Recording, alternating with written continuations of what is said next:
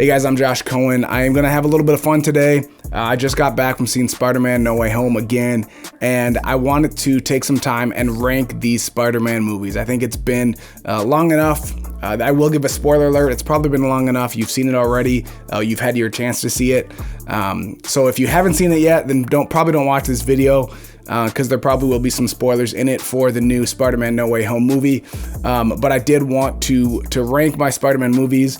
I've seen it 3 times in the theaters. I liked it a lot, but also I saw it once right away. And then I had a couple friends that hadn't seen it yet, so I'd gone different times to see it with them, because it's such a great movie. And then leading up to No Way Home, actually my wife and I rewatched the Tobey Maguire and the Andrew Garfield movies and the MCU like leading up, so we had seen them all fresh in our minds because we knew at least the villains were going to be in this movie and wanted kind of a refresher. So official spoiler alert warning right now. Don't watch anymore if you haven't seen it. Turns out it was a good idea to watch it because the other Spider-Man were in there too. Although in the movie he said Spider-Mans, so I think I'm gonna officially call them Spider-Mans and no longer refer to the plural of Spider-Man as Spider-Men. Spider-Mans is the way that they said it in the movie. So having all 3 Spider-Mans back in that movie was fun, so I'm glad that we did watch the other ones so that we were fresh kind of on those characters, right, and the way that their stories went. So all that to say, let's dive in. Let's rank my favorite Spider-Man movies. I will say these are my favorite. These are not what I will say is maybe the best movies. So if you comment on here and argue that they're not as good as others, then fine. Let's have that conversation, but this is my opinion. These are my favorite Spider-Man movies, the rankings of my favorite Spider-Man movies. So I'm gonna start at the bottom, number 9, Amazing Spider-Man 2, Andrew Garfield's second movie. Yes, it was not very good. It was not a great movie. I didn't enjoy it. I didn't like the way they played Jamie Foxx. I feel like it was rude to treat him like that. Just not a great movie. The parents thing never really developed. And honestly, killing Gwen at the end, I get it. Why you did it, I didn't like it. Especially, I know they were going to make a third movie. The fact that they didn't, they never paid off his parents, right? Who Peter Parker's parents really were. And Gwen died at the end of his movie. So it we saw nothing afterward, right? Which, by the way, this movie that I just watched gave us a little bit more closure to that character. But ending Andrew Garfield Spider-Man with Gwen dying was not good. I didn't like it. Did not enjoy The Amazing Spider-Man 2. Number 8 is Spider-Man 3, Tobey Maguire, 2007. Everybody knows this was not a good movie. I was excited about it originally, but they tried to do too much. Eddie Brock Venom needed to be its own movie, right? The Black Suit Spider-Man to Venom needed to be its own movie. Sandman just crowded it in there.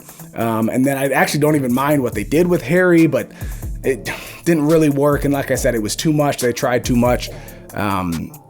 Not a good movie. Obviously, the dance thing when Tobey Maguire went all emo was not good.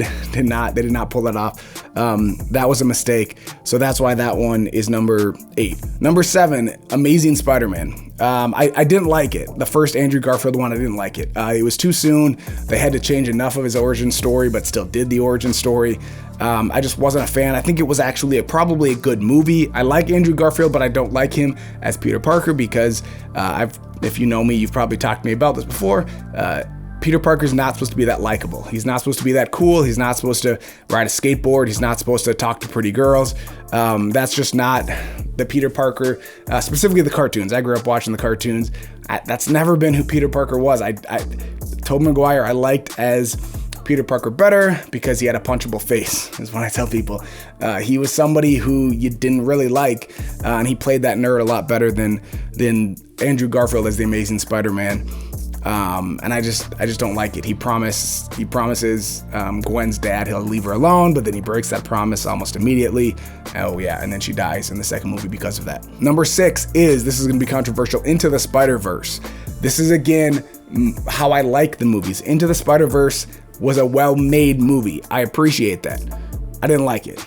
it just wasn't that fun. I'm not a big multiverse fan anyways. Different dimensions, universes can get kind of weird. I like what they did with Miles Morales. I like him as a character, but that's not the Spider-Man that I grew up with. I grew up with Peter Parker.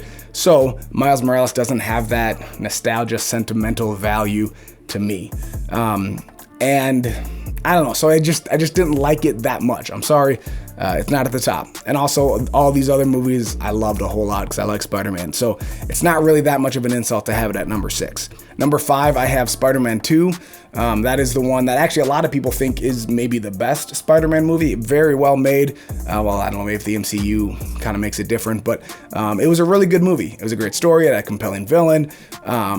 It had a compelling hero, like Spider-Man was kind of going through his own stuff, right? Peter Parker. It was a good movie, but it just wasn't. It didn't do as much for me as the first one, and I don't know, the whole I'm losing my powers because I don't want to be Spider-Man anymore, and then I get my powers back because like mind over matter, I got him back, and they kind of commented on that in this new Spider-Man No Way Home, which I thought was fun, but it was just, I don't know, to me it wasn't just because of that, because he lost his powers and then got him back just by wanting them back kind of thing. Just has it a little bit lower on my list. The next one is number 4 is Spider-Man Homecoming. It was fun seeing him back in the MCU. MCU makes great movies. It was a good movie. It was fun. But it was still a lot of Iron Man's movie, or somewhat Iron Man's movie. He was in Iron Man's shadow, trying to be like Iron Man. It was good. It was good, but it just was a little bit lower on the list. The number 3 is Far From Home. Again, it was a great movie. In fact, it was even more fun than the other one. I thought they played Mysterio great.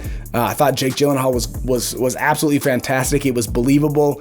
Because I was kind of wondering, like, are they gonna try to make him a good guy? Like, I knew Mysterio, so I knew he wasn't. But then I didn't know how the MCU would do it, because they have changed some heroes and villains a little bit, like the Skrulls. We just came off of Captain Marvel at this time, and in Captain Marvel, they did make the Skrulls good guys when originally they're bad guys. So it's possible. It was possible. And then Jake Gyllenhaal had the scene where he's like, I lost my family, and he's like touching his wedding ring. And I was like, Jake Gyllenhaal's a better actor than that. So he was acting like a bad actor.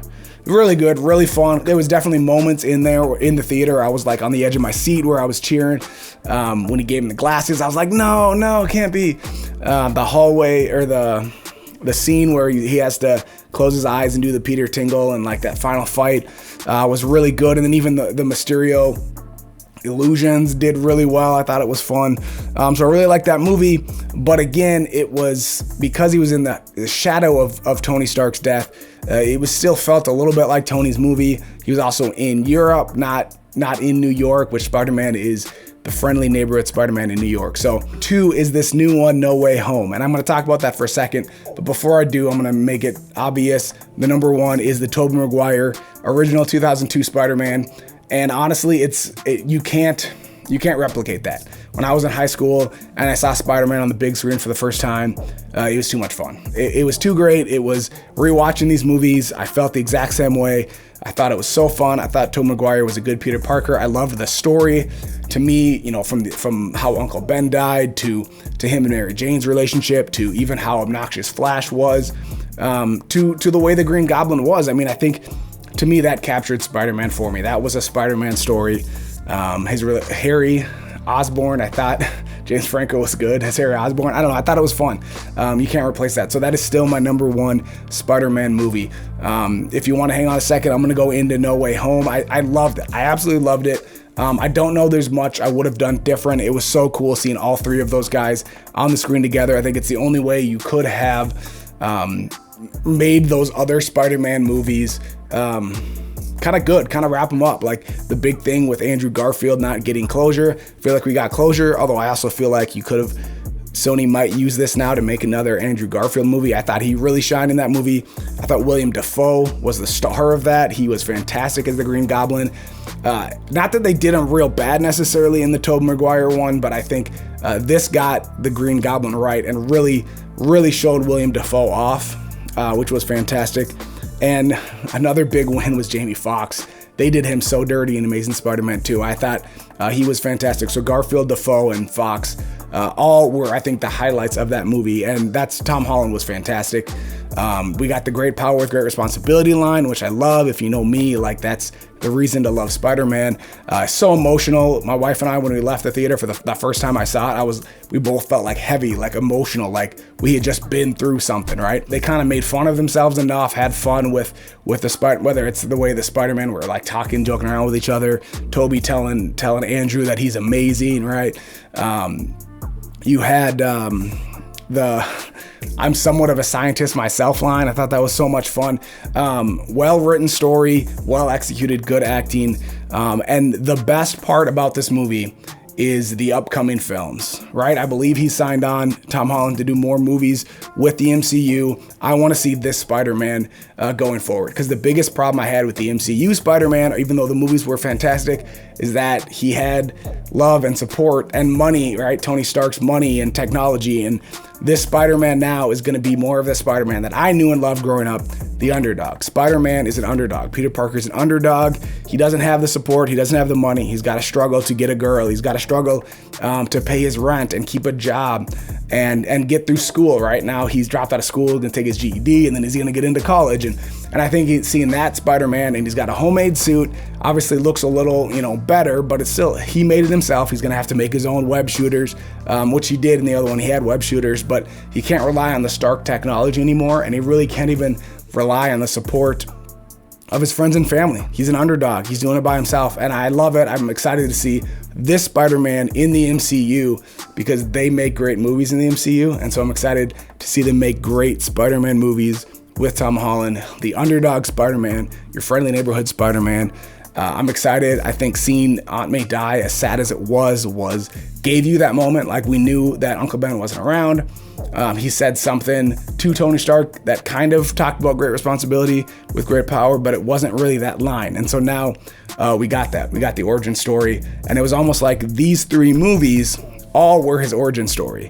And now, going forward in the MCU, this is the Spider-Man that we know and love. The underdog, the friendly neighborhood Spider-Man, just trying to do the right thing, and never gets maybe the credit he deserves, doesn't get the help and support that he deserves, but just a good kid struggling to get through life, to do the right thing. And that's the Spider-Man I love, and I'm excited to see those movies going forward. We'll see where they rank. I want to know what you guys think. Where do you rank these Spider-Man movies, 1 through 9? Let me know. I know a lot of people love Spider-Verse and thought it was the best Spider-Man movie. So do you have that at the top of your list? Are you mad at me that I put it so low? Anyone about my age, I'm 35, love the Tobey Maguire movies, because really the nostalgia, you can't beat it anyways. Just let me know what you think. And if you like the video, subscribe to my channel, tell your friends, and I'll see you next time.